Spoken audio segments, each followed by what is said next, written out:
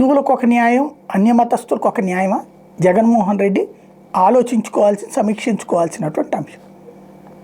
క్రిస్మస్కి శుభాకాంక్షలతో పాటుగా కార్యక్రమాల్లో పాల్గొంటారు కదా.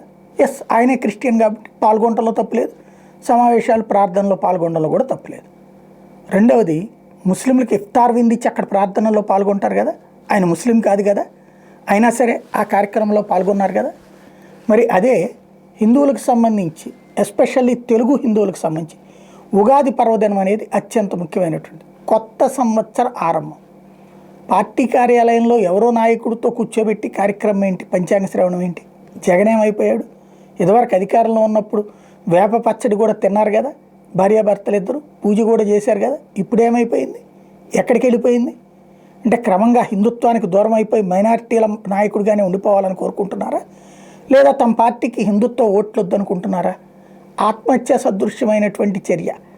ఎవరైనా మరి ఆయన్ని ప్రొవోక్ చేస్తున్నారు, లేకపోతే ఆయనలో ఏమన్నా మొన్నటి తిరుమల ఇష్యూ తర్వాత ఏమైనా పిడివాదం వచ్చిందో తెలియదు. కానీ ఓ రాజకీయ నాయకుడు ఇవాల్టి రోజున హిందువులని కాదనుకునే ఏ రాజకీయ నాయకుడైనా సరే ఆత్మహత్య చేసుకున్నట్టే. ఎందుకంటే హిందుత్వం చైతన్యం వచ్చింది, గతంలో లాగా లేరు. ఇట్లాంటి వాటిని కీన్గా అబ్జర్వ్ చేస్తున్నారు.